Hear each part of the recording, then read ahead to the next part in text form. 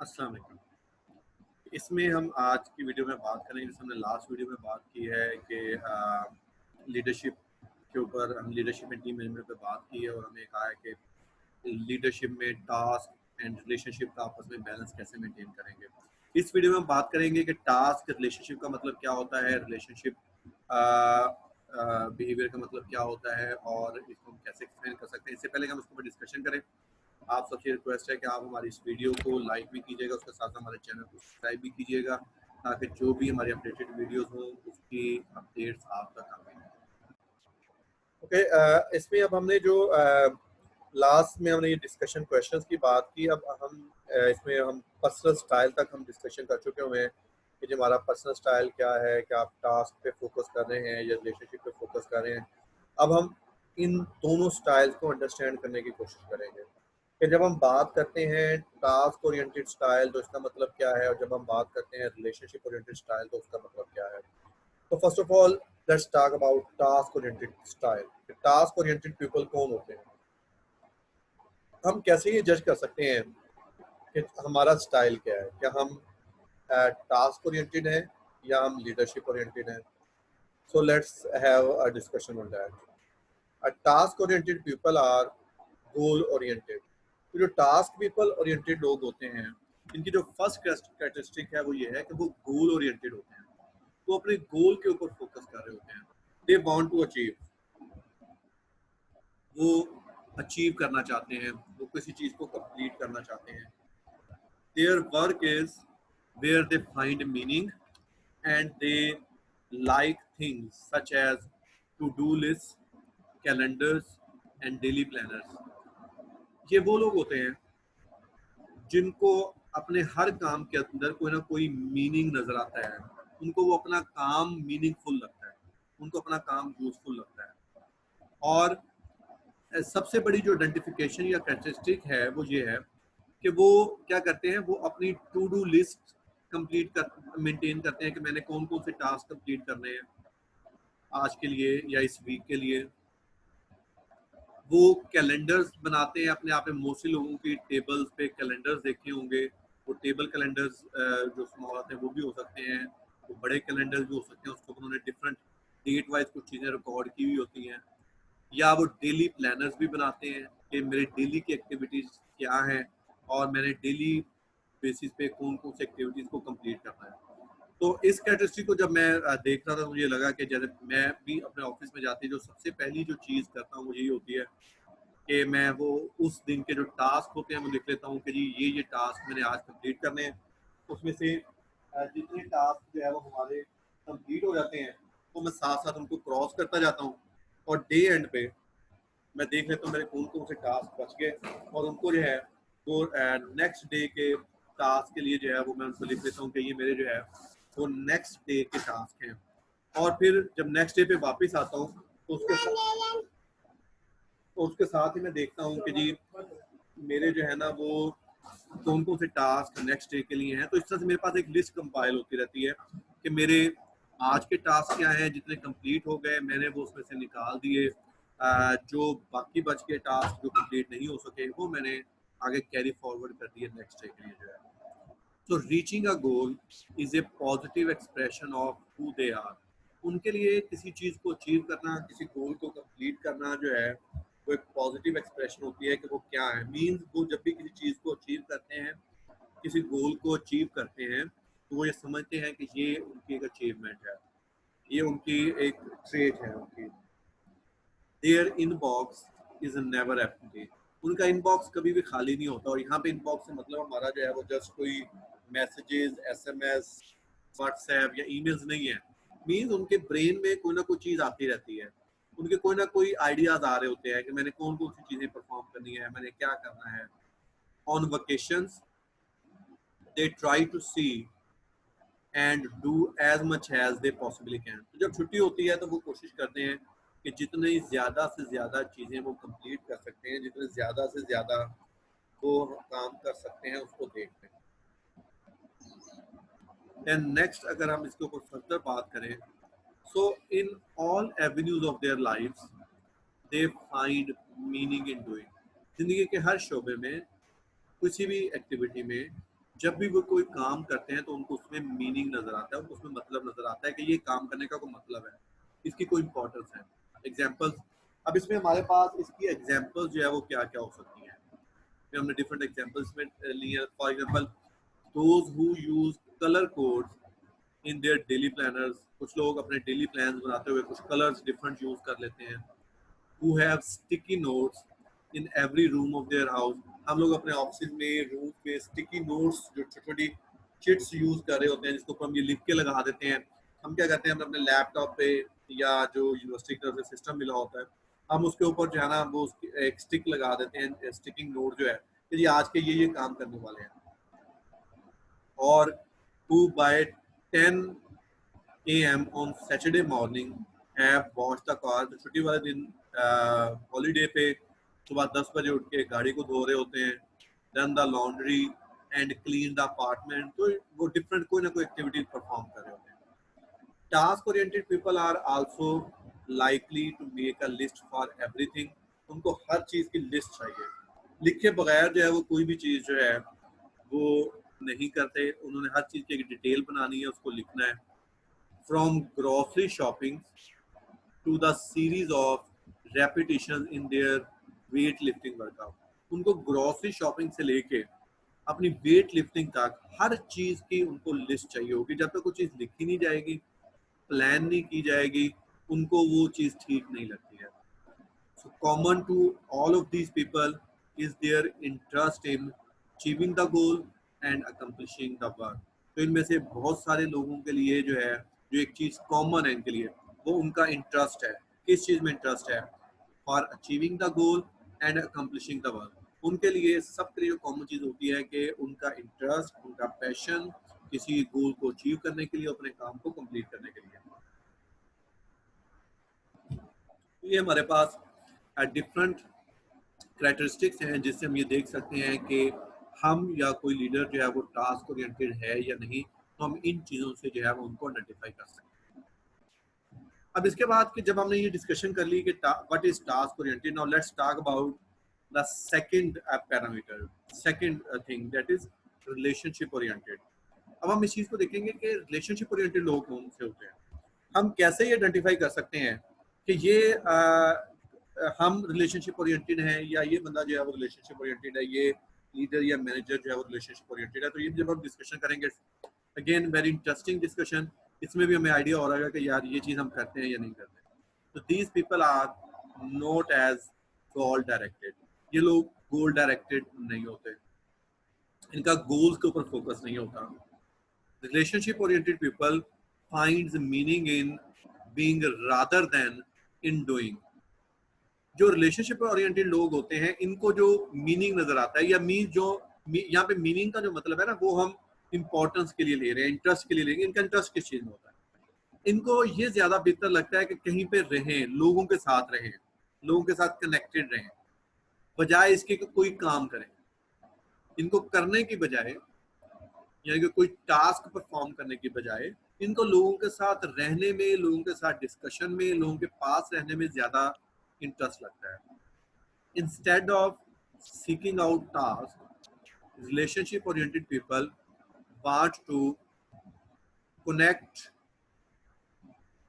With others. जो ये जो रिलेशनशिप ओरिएंटेड लोग होते हैं, ये बजाय इसके कि टास्क को कंप्लीट करें, टास्क को परफॉर्म करें, ये उसकी बजाय लोगों के साथ, दूसरों के साथ कनेक्ट करना जो है वो ज्यादा बेहतर समझते हैं। इनको उसमें ज्यादा इंटरेस्ट होता है, ये उसको ज्यादा प्रेफरेंस देते हैं, लोगों के साथ कनेक्शन को, एज कम्पेयर टू कि टास्क को कंप्लीट करें। They have strong orientation in the present. इनकी करंट जो सिनेरियो है, जो करंट प्रेजेंट जो कंडीशन चल रही है, इसमें इनकी ओरिएंटेशन ज्यादा होती है। And they find meaning in the moment, वो जो करंट मोमेंट होता है उसको ज्यादा एंजॉय कर रहे होते हैं, rather than in some future objective to be complete, के बजाय इसके किसी काम को किया जाए, किसी फ्यूचर टास्क को कंप्लीट किया जाए। इस लास्ट सेंटेंस को मैं फर्दर एक्सप्लेन करना चाहूँ कि एक आपको है कि जी मैंने ये एक वीक के अंदर ये मैं बहुत ज़्यादा सीरियस प्लानिंग कर रहा हूँ किसी टास्क को कंप्लीट करने के लिए within one next week, जो है नेक्स्ट वीक के अंदर मैंने कोई एक बहुत इंपॉर्टेंट टास्क फुलफिल करना है। तो इनको बजाय इसके कि उस प्लानिंग में आए हैं उसको देखें कैसे कंप्लीट करना है। इनको उस टाइम पे कि जो करंट चीज़ चल रही है, लोगों के साथ हम बैठे हैं, इंजॉय करना है, डिस्कशंस करनी है, रिलेशनशिप को डेवलप करना है। इसको अगर हम फर्दर डिस्कशन की तरफ देखें, in a group situation sensing and feeling the company of others is appealing to these people. Relationship oriented लोगों के लिए जो है, अगर हम ग्रुप सिचुएशन की बात करें, इनको लोगों के साथ बैठना, लोगों की कंपनी को फील करना, लोगों की कंपनी को सेंस करना, उनके साथ गेट टुगेदर करना, वो इनके लिए ज्यादा अपीलिंग होता है। They have been described as relationship junkies. इनको रिलेशनशिप जंकीज भी कहा जाता है कि ये रिलेशनशिप ज्यादा बनाने में आते हैं। They are the people, again one very important characteristic, they are the people who are the last to turn off their cell phones as the airplane takes off, and the first to turn the phone back on when the airplane lands. अगर हम even airplane को side पे भी कर दें, ये वो last लोग होते हैं कि अगर किसी भी रीजन की वजह से आपको अपना cell phone, mobile phone turn off करना है, तो ये सबसे लास्ट पे टर्न ऑफ करेंगे। और जब उस मोबाइल फोन को दोबारा से ऑन करना होगा तो ये सबसे पहले जो है वो उस मोबाइल फोन को टर्न ऑन करेंगे। क्यों? Basically they are into connectedness. उनको लोगों से कनेक्ट होने का चार्म है, उनको लोगों से कनेक्ट होने में जो है वो बेनिफिट नजर आता है, उनको लोगों से कनेक्ट होने में ही जो है वो इंटरेस्ट होता है।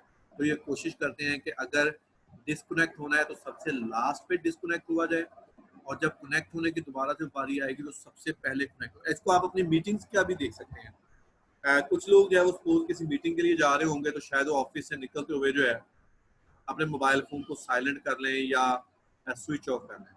कुछ लोग ऐसे होंगे वो मीटिंग रूम में जाके कर लेंगे, और कुछ लोग ऐसे होंगे जब तक मीटिंग स्टार्ट नहीं हो जाती उस वक्त उसको जो है वो स्विच ऑफ नहीं करेंगे, तो कुछ लोग करेंगे नहीं कि देखी जाएगी पता नहीं किसी की इंपॉर्टेंट कॉल ना आ जाए। तो इन लोगों को कनेक्टेडनेस में ज्यादा इंटरेस्ट होता है, लोगों के साथ कनेक्ट होने में ज्यादा इंटरेस्ट होता है। ये हमने ग्रुप सिचुएशन की बात की। और अगर हम वर्क सिचुएशन की बात करें, in a work setting the relationship oriented person wants to connect और attach with other. Work setting के अंदर अगेन जो रिलेशनशिप ओरिएंटेड लोग होते हैं, ये लोगों के साथ कनेक्ट होने में, दूसरों के साथ अटैच होने में इनको ज्यादा बेनिफिट नजर आता है। So the relationship oriented person would not be afraid to interrupt someone who was working hard on a task to talk about the weather, sports or just about anything. हम में से कुछ लोग या हमारे जानने वालों में कुछ लोग ऐसे होंगे कि कोई बंदा जो है, कोई एम्प्लॉय किसी बहुत इंपॉर्टेंट टास्क के ऊपर काम कर रहा होगा। हमें पता है कि वो एक बहुत इंपॉर्टेंट टास्क के अंदर जो है वो फंसा हुआ है, उसने ये टास्क हर सूरत में कंप्लीट करना है, उसको बॉस ने साइन किया है या उसको डेडलाइन है, वट एवर कुछ भी है। लेकिन इसके बावजूद ये लोग क्या करेंगे, ये उसके पास जाएंगे, उसके पास खड़े होंगे और उससे डिस्कशन कर रहे होंगे। अब किस चीज़ पे डिस्कशन कर रहे होंगे? वो इस चीज़ पे डिस्कशन नहीं करेंगे उससे कि ये क्या है, क्या कर रहे हो, इसमें कोई आपकी हेल्प कर सकता हूँ, ये नहीं कर सकता। वो किस चीज़ पे डिस्कशन करेंगे? वो वेदर के ऊपर डिस्कशन करेंगे, वो स्पोर्ट्स के ऊपर डिस्कशन करेंगे, वो किसी भी दूसरी चीज़ के ऊपर डिस्कशन करेंगे जो इररेलेवेंट चीज़ हो। वो इस चीज़ की परवाह नहीं करेंगे कि इस बंदे ने कोई टास्क कंप्लीट करना है और उसका ख्याल किया जाए। वो कनेक्टेडनेस में अपने रिलेशनशिप पे ज्यादा फोकस करेंगे। When working out a problem, relationship oriented people like to talk and to be associated with others in addressing the problem. अगर किसी प्रॉब्लम के ऊपर कोई काम करना है तो इनका ज्यादा फोकस किस चीज पे होगा कि ये लोगों के साथ डिस्कशंस करें, लोगों के साथ एसोसिएटेड रहें ताकि उस प्रॉब्लम को डिस्कस किया जा सके, एड्रेस किया जा सके। They receive satisfaction being connected to people. उनको सेटिस्फैक्शन नजर आती है लोगों के साथ कनेक्ट होने में। A task oriented friend described a relation oriented person perfectly when he said, एक टास्क ओरिएंटेड एम्प्लॉय ने अपने एक रिलेशनशिप ओरिएंटेड पर्सन फ्रेंड को कैसे डिस्क्राइब किया। मींस एक ऐसा पर्सन जो टास्क ओरिएंटेड था और उसने कहा कि जो मेरा एक फ्रेंड है, मेरा ये दोस्त है, कोलीग है, फेलो है, ये रिलेशनशिप ओरिएंटेड है। उसने उसको कैसे डिस्क्राइब किया?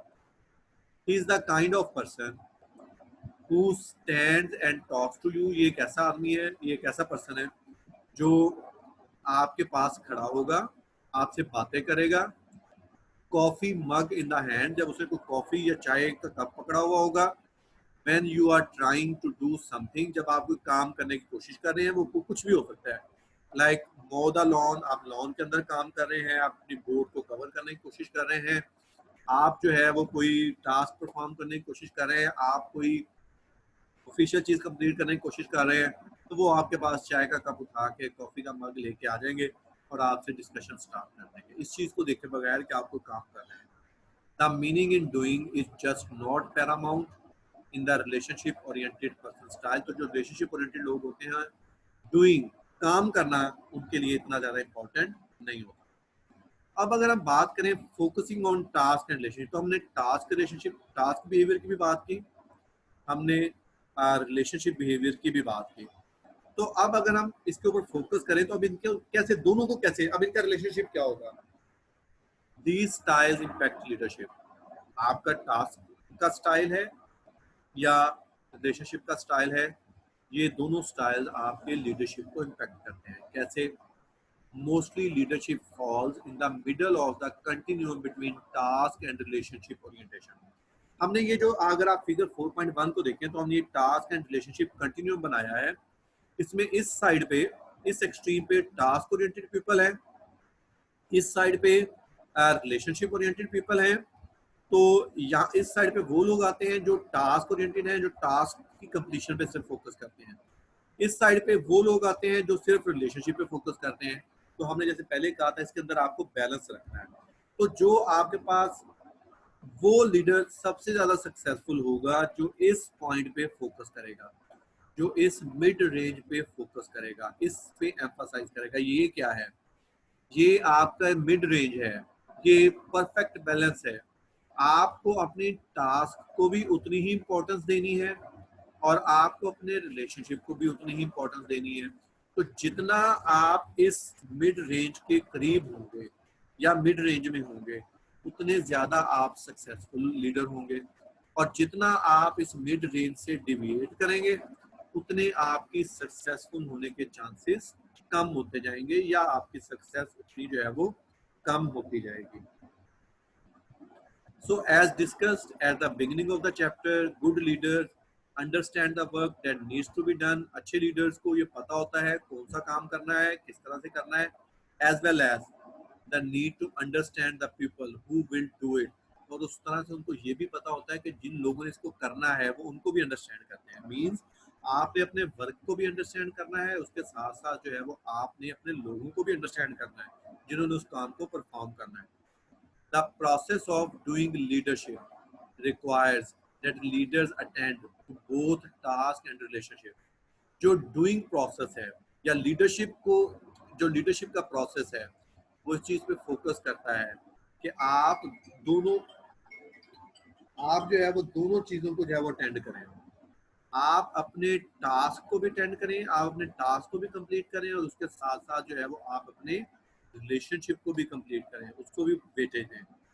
The specific challenge for the leader is to decide how much task and how much relationship is required in a given context or situation. अब इसमें चैलेंज क्या है being leader?